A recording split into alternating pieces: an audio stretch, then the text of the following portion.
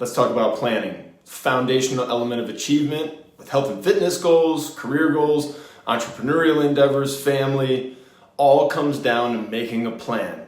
Preparation is the most important thing when you're looking to make big changes, trying to start something, trying to get some momentum rolling. Never going to work if you're just hoping you're going to find time in your day to start new habits, new ways of doing things. It's not like, looky here, I've got an extra 45 minutes, let's exercise. Never going to happen.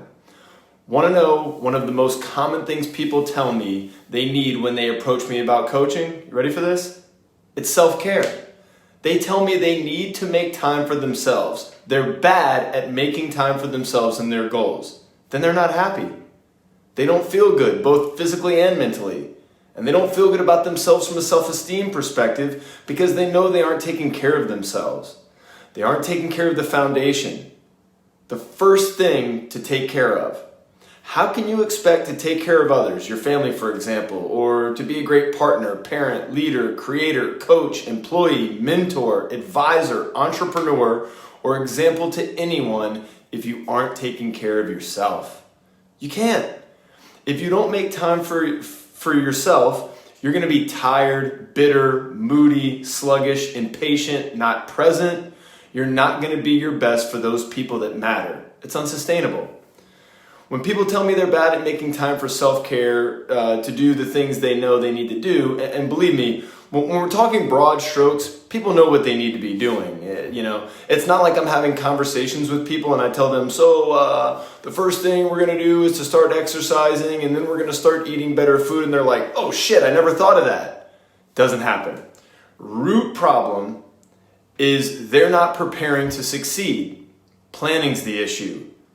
They don't have a plan, no routine to build structure. So they're left reacting to the capricious whims of life and whatever it and other people are throwing at them. So they're constantly on the defensive, reacting to life like the last kid left on the dodgeball team, back against the wall with 7 middle schoolers that hit puberty faster than you, humming heaters at your head. Baby, you're in survival mode with that approach, and at best you're treading water. There's no progress under those circumstances, no growth, just barely surviving, trying to keep the nose holes above water. When we define what we need to do, move our bodies, exercise, have good food to eat in the house, get work done, make appointments, have some fun time, family time, time with your partner. These are all the things you need to do to be successful living the life you aspire to live, to tap that untapped potential, to enjoy life and feel good about yourself and your experience. These things don't happen with any frequency, consistency, or rhythm if you don't have a plan. What we have to do then is schedule the foundational activities. Before you sit down over a coffee and get all jacked up and inspired making some crazy to-do list that we can't keep, that just disappoints and depresses us, let's talk about a scheduling strategy, because we don't want this exercise taking a lot of time and we most definitely need it to be effective. So I'm going to teach you the strategy I've used for the last 10 years of being an entrepreneur, a service provider that works on an appointment basis, a husband, a father, and a man committed to his training and doing things I enjoy. I haven't had anyone dictate where I need to be or when I need to be there in over 14 years. That's an incredible amount of freedom. Comes with a lot of responsibility though. Every week I can decide to do anything at any time.